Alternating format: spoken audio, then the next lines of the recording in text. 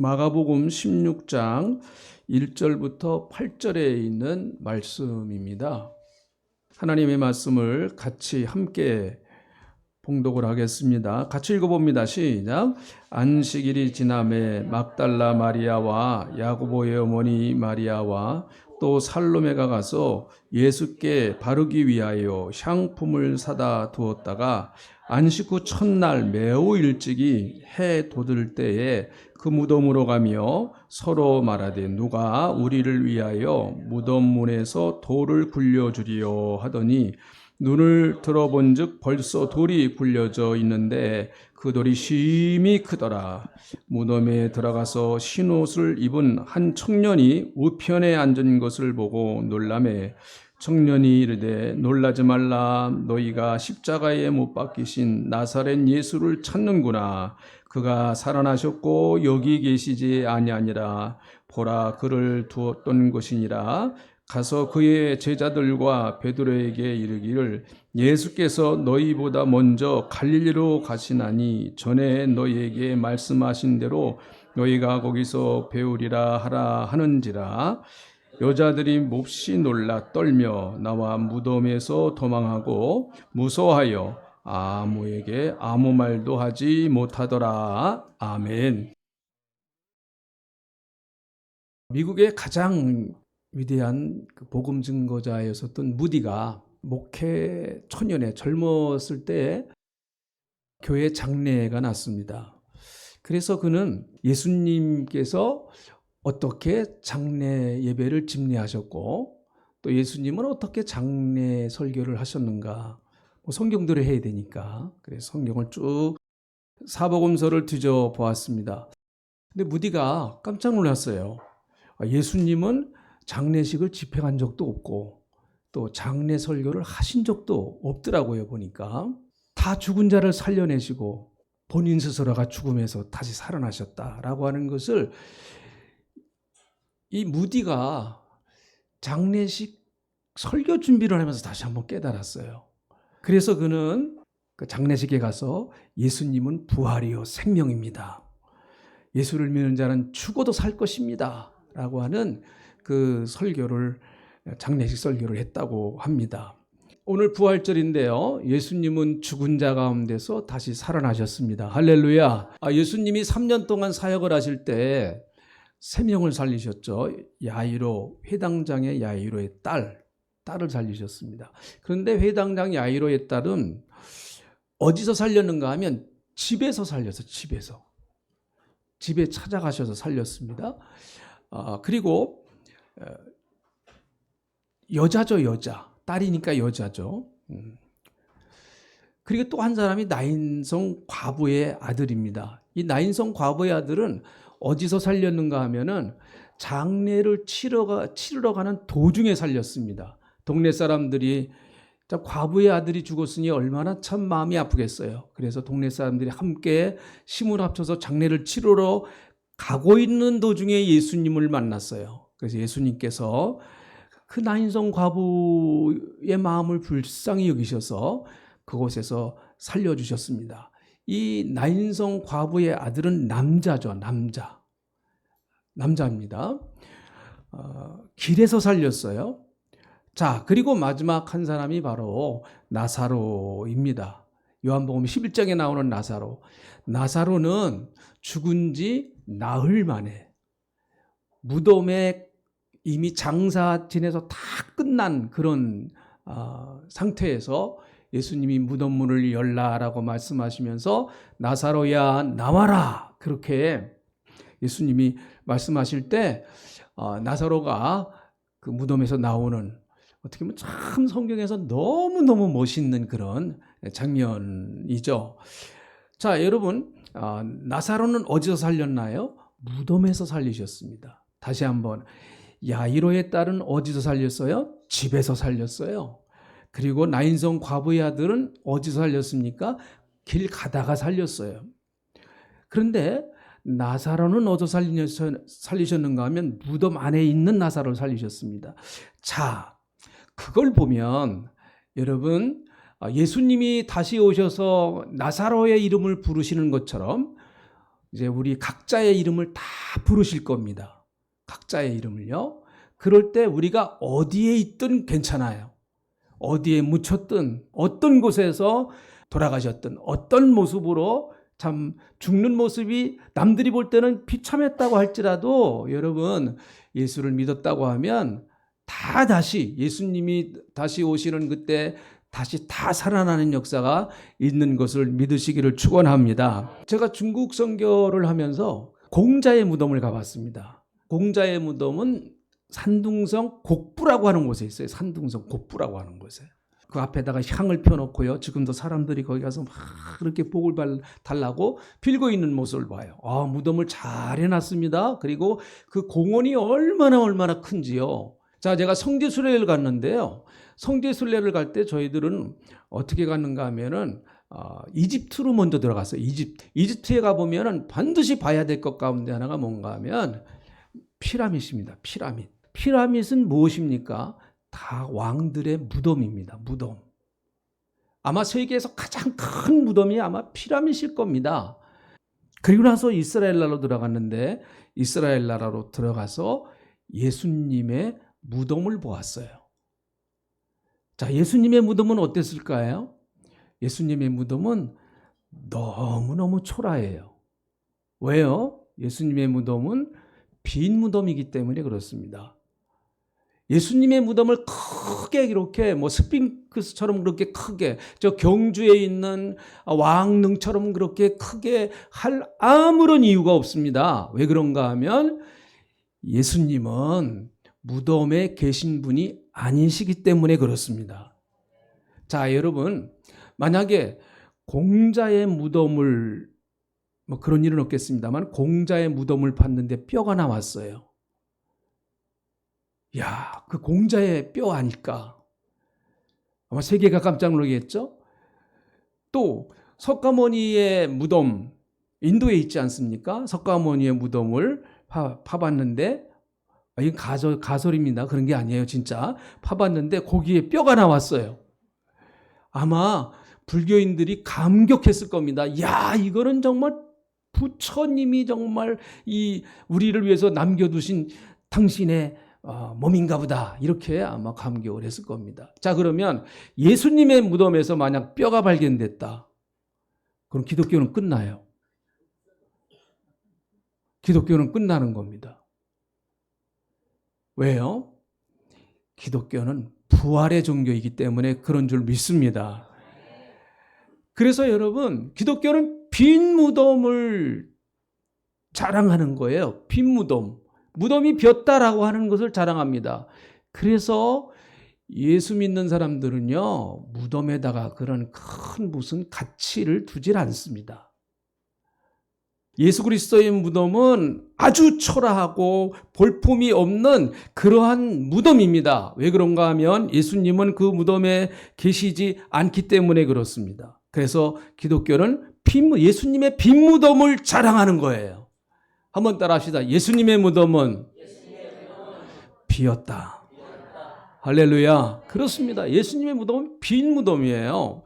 자, 오늘 이 본문 말씀을 읽어보면 예수님이 안식구 첫날 이제 부활하시는데 사실 막달라 마리아나 야고보의 어머니 마리아 또 살로메 이런 여인들은 예수님이 정말 부활할 것이다라고 하는 것을 꿈에도 생각하지를 못했습니다. 그래서 예수님의 시신에다가 좀 향유를 발라드리기 위해서 안식구 첫날 일찍 예수님의 무덤을 찾아가면서 그들이 뭐라고 얘기를 했는가 하면 3절, 자 같이 한번 읽어봅니다. 시작. 서로 말하되 누가 우리를 위하여 무덤 문에서 돌을 굴려주리요 하더니 여자들 한 두세 명 이렇게 가면서 예수님의 몸에다가 시신에다가 좀 향유를 발라드리고 싶은데 도대체 누가 돌문을 옮겨주리요 라고 걱정을 하면서 가고 있습니다.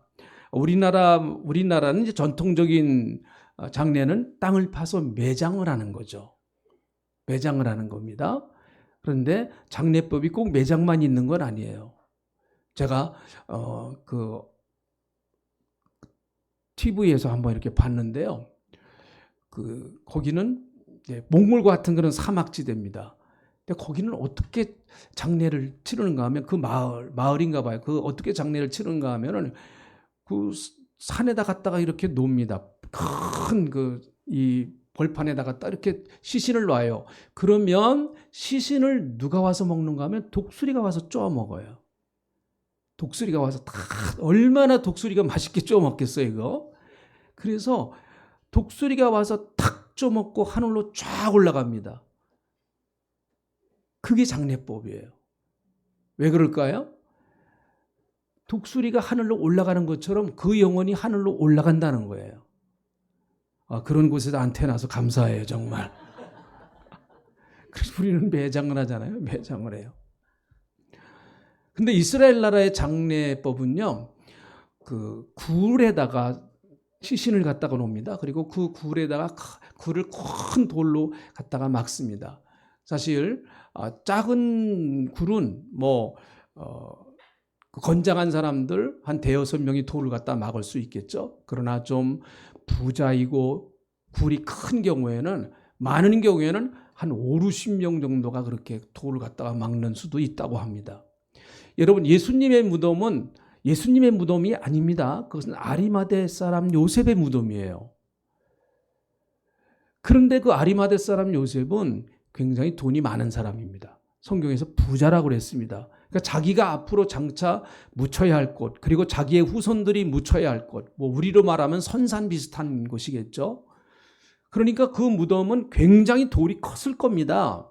그러니 여러분, 여기 나오는 세 여인, 막달라 마리아, 야고보의 어머니 마리아, 살로메, 그 외에 또 몇몇 여인들, 그 여인들이 가서 돌을 옮겨 놓을 수 있느냐? 아니에요. 돌을 어떻게 옮겨 놓습니까? 남자 장정이 한 10명씩 매달려도 그것을 돌을 옮겨 놓을까 말까 한 그런 큰 무덤인데, 사실은 여인들 몇 명이 가서 돌을 옮겨 놓는다라고 하는 것은 사실 불가능합니다.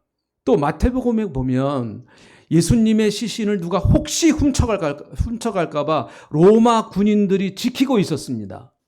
혹시 제자들이 와서 예수님의 시신을 훔쳐갈까 봐 로마의 군인들이 굳게 지키고 있었습니다. 또 거기다가 인봉을 했다고 그랬습니다. 로마 황제의 도장을 찍어서 그 무덤에다가 딱 붙여놨어요. 만약에 그 무덤을 누가 건드린다고 하면 그는 로마 황제의 명을 거역하는 것이기 때문에 큰 죄를 짓는 것입니다. 그래서 누구도 무덤으로 들어갈 수도 없고 무덤에서 밖으로 나갈 수도 없는 그런 완벽한 상태에서 무덤을 지키고 있었습니다. 아까 말씀드린 것처럼 여인들의 걱정은 누가 무덤돌을 옮겨줄 것인가? 누가 무덤돌을 옮겨줄 것인가? 세 여인이 걱정을 하면서 무덤을 찾아가고 있습니다. 자, 그런데 이 걱정은 누가 도대체 무덤 문을 열어줄 것인가? 이 걱정은 여러분, 이 세 여인만 하는 것이 아니고 어떻게 보면 온 인류가 여태까지 태어났다가 죽어간 모든 사람들이 한 걱정일 수 있을 거예요. 누가 나를 죽음에서 건져낼 수 있을까? 누가 나를 무덤에서 끌어내줄 수 있을까? 이거 똑같은 얘기 아니겠습니까? 이것에 대하여 답을 줄 수 있는 사람은 사실은 단 한 사람도 없습니다. 누구도 무덤 이후의 세계에는 다 무응답이기 때문에 그렇습니다. 무덤에 가서 묻힌 사람들에게도 물어볼 수 없습니다. 여러분, 공동묘지에 가서 물어보세요. 당신들은 어떻게 되는 겁니까? 아무리 여러분 큰 소리로 외친다고 할지라도 조용해요. 누가 대답하는 사람 한 사람도 없습니다. 다시 일어나서 대답하는 사람 한 사람도 없습니다. 무덤에 묻힌 사람만 그럴까요? 산 사람도 사실은 누가 무덤 문을 열어줄 것인가? 아무도 대답하는 사람이 없단 말이죠. 그리고 그 대답을 들어봐도 시원치를 않습니다. 자, 그런데 여러분, 예수님께서 무덤 문을 가로막고 있던 큰 무덤 문을 옮기시고 무덤에서 다시 살아나셨다라고 천사들이 증언을 하고 있어요. 자, 6절에 있는 말씀을 한번 보겠습니다. 6절에 있는 말씀. 이 말씀도 같이 읽어보면 여기 청년은 천사를 말합니다. 다른 복음서에는 천사라고 여기 나와요. 자, 6절 같이 읽어봅니다. 시작. 청년이 이르되 놀라지 말라. 너희가 십자가에 못 박히신 나사렛 예수를 찾는구나. 그가 살아나셨고 여기 계시지 아니하니라. 보라 그를 두었던 것이니라. 여러분, 그가 살아나셨고 여기 계시지 않는다. 그가 살아나셨다. 요 짤막한 한마디의 문구가요, 죽음에 대한 답을 정확하게 주고 있습니다. 그가 다시 살아나셨다. 한번 해보시죠. 시작. 그가 다시 살아나셨다.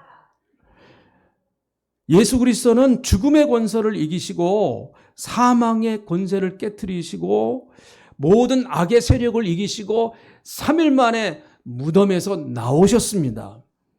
여러분, 예수 그리스도께서 무덤에서 나오셨기 때문에 우리에게 놀라운 새로운 생명의 역사가 있다라고 성경은 말씀하고 있지 않습니까? 요한복음 11장을 보면 나사로의 사건이 나와요. 아까 말씀드린 것처럼 나사로의 무덤으로 예수님이 가셨습니다. 이미 죽은 지 나흘이 됐습니다. 똑같아요. 그 무덤 문을 갖다가 돌로 막아놓고 있습니다. 예수님께서 뭐라고 말씀하시는가 하면 저 돌을 옮겨 놓으라고 말씀하세요. 그랬더니 사람들은 예수님 벌써 죽은 지가 나흘이 되었습니다. 이미 다 끝났어요. 이렇게 이야기를 합니다. 그러나 예수님은 강력하게 말씀하세요. 그 돌을 옮겨 놓으라는 거예요. 이 돌을 옮겨 놓으면 하나님의 영광을 볼 것이다 해서 사람들이 옮겨 놓았습니다.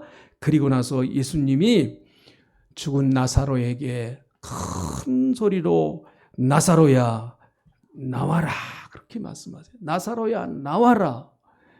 여러분, 사망이 붙들고 있는 그 무덤, 죽음이 붙들고 있는 무덤, 하나님의 무서운 심판이 붙들고 있는 그 무덤, 거기서 나올 수 있는 사람은 단 한 사람도 없고요. 거기서 우리를 구원해 줄 수 있는 그 어떤 누구도 없습니다. 예수님은 나사로를 향해서 나사로야 나와라 이렇게 말씀하세요. 한번 따라합시다. 나사로야 나와라. 여러분 이름을 넣어서 한번 해보실까요? 여러분 이름을 한번 큰 소리로. 작으면 안 나올 수도 있어요. 큰 소리로 한번 큰 소리 해보시죠. 시작. 이 목사야 나와라. 할렐루야. 네. 어떤 분은 그 우스갯소리 그래요. 나사로 한 사람 이름을 불렀으니까 나사로가 나왔지 마냥 시체야 일어나라 그러면 다 일어났다는 거죠. 예수님은 정확하게 나사로의 이름을 부르면서 나사로야 나와라 말씀하십니다. 마지막 날 주님은 우리의 이름을 부르실 거예요. 각자의 이름을 주님은 부르실 겁니다. 내 이름을 정확하게 알고 계시고 내 이름을 정확하게 부르실 겁니다. 다시 일어서라 이렇게 말씀하고 계시는 것이죠. 그러므로 여러분, 우리는 부활의 소망을 가지고 사는 사람입니다. 결코 무덤이 끝이 아니다라고 하는 것을 믿고 사는 사람이에요. 그래서 무덤 앞에 슬프긴 슬프지만 뭐 부모님이 먼저 돌아가셨다든지 형제가 먼저 돌아가셨다든지 그건 다 슬프잖아요. 육신적으로 그 정이 있으니까 다 슬프죠. 그렇지만 그분이 신앙생활하고 믿음을 가지고 돌아가셨다고 하면 그 무덤이 끝이 아니다라고 하는 것을 우리는 다 알고 있습니다. 다시 주님이 오시는 그날 무덤은 열릴 것이고 주님은 그분의 이름을 부르실 겁니다. 이호춘 안수집사야 일어나라. 죄송해요. 저희 아버님 이름 불러서. 뭐 다른 분 좀 풀이가 그래서 저희 아버님 이름 불렀습니다. 다 마찬가지죠. 히브리서 2장 14절부터 15절에 있는 말씀을 보면 이런 말씀이 있습니다. 읽어봅니다. 시작. 자녀들은 혈과 육에 속하였음에 그도 또한 같은 모양으로 혈과 육을 함께 지니심은 죽음을 통하여 죽음의 세력을 잡은 자 곧 마귀를 멸하시며 또 죽기를 무서워함으로 한평생 매여 종노릇하는 모든 자를 놓아주려 하심이니. 네. 죽음에 매여서 한평생 종노릇하는 그런 사람들을 주님이 놓아주기 위해서 십자가에서 죽으셨고 또 3일 만에 부활하셨다라고 말씀하십니다. 그러므로 예수 믿는 사람들은 죽음이 죽는 순간은 두려울 수 있어요. 죽는 순간. 그 고통, 죽음이라고 하는 고통 자체는 두려울 수 있지만은, 그러나 사탄이 주는, 마귀가 주는 그 죽음의 세력을 우리는 절대로 무서워하지 않습니다. 왜요? 우리는 부활의 생명을 가지고 있는 사람이기 때문에 그렇습니다. 오늘 그 예수 그리스도가 여러분의 주님 되시기를 주님의 이름으로 축복합니다. 그 필립 얀시라고 하는 성경 저술가는 이런 말을 했습니다. 그리스도인에게 있어서 죽음은 마침표가 아니라 바뀐표이다. 마침표가 아니다. 바뀐표다. 무덤은 하나님 나라로 들어갈 수 있는 영광스러운 옷을 갈아입는 탈의실과 같다는 것이죠. 그래서 신실한 그리스도인들은 죽음을 절망으로 맞이하지 않고 죽음을 담대하게 맞이할 수가 있게 되는 것이죠. 요한복음 11장 25절 26절 우리가 부활절마다 암송하고 외치는 말씀이에요. 그리고 오늘도 이제 우리 주일학교 학생들이 앞에 나와서 또 암송할 겁니다. 한번 같이 읽어보시죠. 자, 나는 부활이요. 시작. 나는 부활이요 생명이니 나를 믿는 자는 죽어도 살겠고 무릇 살아서 나를 믿는 자는 영원히 죽지 아니하리라. 네, 다시 한번 좀 확신을 가지고 우리 같이 한번 해보시죠. 시작. 나는 부활이요 생명이니 나를 믿는 자는 죽어도 살겠고 무릇 살아서 나를 믿는 자는 영원히 죽지 아니하리라. 할렐루야. 이것이 우리의 소망인 것입니다. 이것이 믿는 사람들의 능력인 것입니다. 그러므로 예수 믿는 사람들은 부활절을 절기로 지키면 안 됩니다. 절기로. 오늘 여러분 부활절이에요. 부활절이 기독교인들에게서는 중요한 성탄절과 더불어서 아마 가장 중요한 절일 겁니다. 성탄절, 부활절. 그런데 여러분, 이 부활절을 그냥 부활절 절기로 지킨다고 하면 예수 그리스도의 부활은 그렇게 큰 능력이 내게 없습니다. 그냥 절기로 지키는 부활절 되면은 여러분 우리가 또 정성스럽게 준비하죠. 감사해요. 얼마나 감사한 일입니까? 오늘도 우리가 부활절이기 때문에 교회에서 여러 가지 준비도 하고 또 대접도 하고 그렇습니다. 부활절날 계란 왜 먹는지 여러분 아시잖아요? 부활절에 여러분 계란 하나 먹고 끝나면 안 된다는 얘기죠. 그건 절기로 그냥 지키는 거예요. 절기로. 아 그래 예수님 부활하셨지? 땡 하고 하나 먹고 오늘 두 개 준대요. 그러니까 2개 딱 먹고 1년 기다리자. 1년. 그거는 절기 신앙이 의미가 없어요. 별로요. 아 부활절 예수님 부활하셨지? 그냥 머리로만 아는 거. 머리로만. 이런 신앙은 여러분 부활의 참된 역사와 부활의 참된 능력을 체험할 수가 없습니다. 부활하신 예수님을 믿고 그분의 부활의 능력을 가지고 우리가 살아가는 삶. 부활신앙, 부활절 신앙이 아니고 부활신앙. 예수님은 지금도 살아계신다. 그래서 그 살아계신 예수님을 믿고 그 살아계신 예수님을 의지하면서 살아가는 그 믿음이 부활신앙이죠. 여기 나오는 막달라 마리아나 야고보나 또 야고보의 어머니 마리아나 살로메 이런 여인들은 예수님을 참 사랑했어요. 남자들도 가지 않는 그 새벽 시간에 아침 이런 시간에 예수님의 무덤을 찾아가는 이 세 여인은 참 제가 볼 때는 대단한 여인입니다.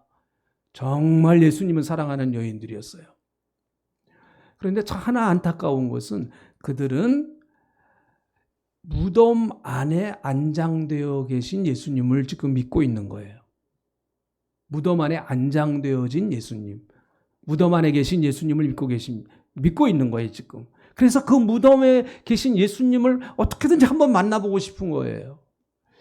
사랑하는 성도 여러분, 혹시 우리가 예수님을 그냥 무덤에 계신 예수님 정도로 알고 그렇게 예수 믿는 사람들이 신앙생활을 하는 것은 아닌가. 주일날 와서 우리가 오늘도 예수님 사셨습니다. 부활하셨습니다. 찬양하고 기도하고 또 말씀도 듣고 그렇습니다. 그래 부활하셨지. 그런데 예배당에 나갈 때는 부활하신 주님 한 주간 편안하게 계세요. 다음 주에 또 제가 찾아오겠습니다. 부활하신 예수님을 예배당에다가 묶어놓고 가요. 그리고 월요일 날은 부활하신 주님이 안 계세요. 내 직장에도 안 계시고, 우리 가정에도 안 계시고, 내 사업터에도 안 계시고. 그러니까 부활하신 주님은 그냥 부활절 날이나 그냥 계신 거죠, 여러분. 예수님의 부활은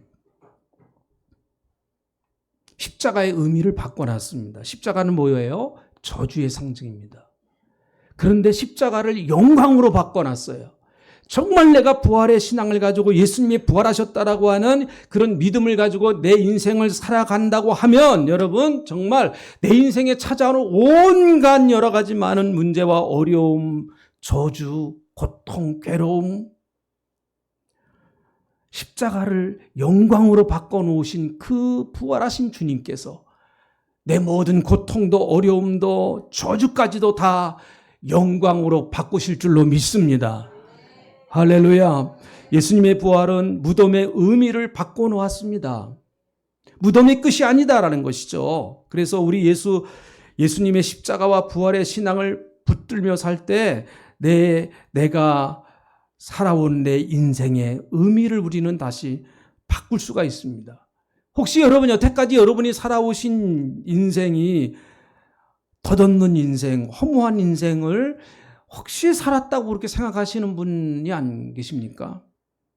내가 여태까지 뭐 하느라고 살았지? 내가 여태까지 살아온 게 뭐야? 잘못하면 우리의 인생이 그렇게 될 수도 있어요, 사실은요. 육신은 점점 약해지고 나이는 점점 먹어가고 힘은 점점 빠지고 내가 내 얼굴을 봐도 좀 아닌 것 같고 여러분 인생의 의미를 찾기가 굉장히 어렵습니다. 그러나 여러분 우리가 부활하신 예수 그리스도를 믿고 부활하신 그 예수 그리스도를 의지할 때 내 인생의 의미가 달라지는 거예요. 여러분 우리 예수 믿는 사람들은 늘 생명 안에 살아가는 사람이에요. 그래서 예수님을 무덤에다가 두지 마십시오. 예수님을 여러분의 삶의 일터로 예수님과 함께 가시기를 축원합니다. 그래서 여러분의 삶 속에 부활하신 예수님의 역사가 죽음을 이기시고 사망을 이기시고 원수마귀 사탄의 그 저주를 다 끊어버리신 그 부활의 놀라운 능력이 우리의 삶 속에 실제적으로 나타나야 됩니다. 그것이 부활신앙이에요. 어떤 한 사람이 묘지를 돌면서 묘비들을 읽었습니다. 어떤 묘 앞에서 발길을 멈추게 됐어요. 그 묘비의 글이 참 흥미로웠기 때문입니다. 그 글은 단 3줄이었습니다. 3줄. 첫째는 이렇게 써 있었습니다. 나도 전에는 당신처럼 그 자리에 그렇게 서 있었소. 두 번째 줄에는 이렇게 써 있습니다. 나도 전에는 당신처럼 그곳에 서서 그렇게 웃고 있었어. 이 글을 읽자 그는 이게 그냥 재미로 쓴 건 아니네. 그렇게 생각이 들었습니다. 그래서 자세를 가다듬고 긴장된 마음으로 3번째 글을 읽어봤습니다. 이렇게 써 있었습니다. 이제 당신도 나처럼 죽음을 준비하시오. 죽음에 대한 준비만큼 사실은 엄숙한 것은 없습니다. 그런데 그 준비는 지금 내가 살아있는 동안에 해야 하지 않겠습니까? 그리스도인들에게 있어서 죽음의 준비는 무엇일까요? 아니 온 세상 사람들에게 있어서 꼭 빠지지 말고 해야 할 죽음의 준비는 무엇일까요? 그것은 바로 갈보리 언덕에 십자가에 달리신 예수 그리스도의 죽으심과 그분이 3일 만에 부활하셨다고 하는 그 사실을 믿고 나의 구주와 주님으로 영접하고 그분과 함께 살아가면서 죽음을 준비하는 것. 그것이 영원한 삶과 연결되는 것 아니겠습니까? 오늘 부활절을 맞이하면서 예수님은 무덤에 계시질 않아요. 절대 예수님을 무덤에다가 두지 마십시오. 여러분의 삶의 일터로, 여러분의 가정으로, 여러분의 인생의 한복판에 부활한 주님을 모시고 사는 여러분 되시기를 주님의 이름으로 축복합니다. 기도하겠습니다. 하나님 고맙습니다. 오늘 이렇게 부활절 날 저희들 감사함으로 부활절 예배를 드리게 하신 것 감사합니다. 죽음을 이기신 주님, 사망 권세를 깨뜨리시고 사망의 줄에서 풀려나셔서 다 끊어버리시고 부활하셔서 우리에게 영원한 부활의 소망이 되신 주님, 우리는 부활의 믿음을 갖고 있기에 영원한 하나님의 나라를 믿습니다. 우리가 앞으로 가서 살아야 할 그 영원한 하나님의 나라를 사모하며 그 나라를 그리워하고 이 땅에 살면서 부활한 주님과 늘 동행하는 그런 복된 인생이 되게 하나님이 함께 하시며 도와주시옵소서. 우리 동신에 속한 모든 주님의 백성들 가정가정마다 부활한 주님과 함께 동행하게 하시고 삶의 일터나 직장이나 어떤 환경에 있든 때로는 인생이 힘들고 고단하고 피곤하고 절망스러울 때도 예수 그리스도 부활하신 주님이 내가 너와 세상 끝날까지 나는 너와 함께 할 것이다. 내가 반드시 너와 함께 할 거야. 이 부활하신 주님이 나와 함께 하신다고 하는 사실을 믿고 그 자리에서 벌떡 일어나 소망을 가지고 다시 달려갈 수 있는 우리 성도님들이 되게 하여 주시옵소서. 감사합니다. 예수님의 이름으로 기도하옵나이다. 아멘.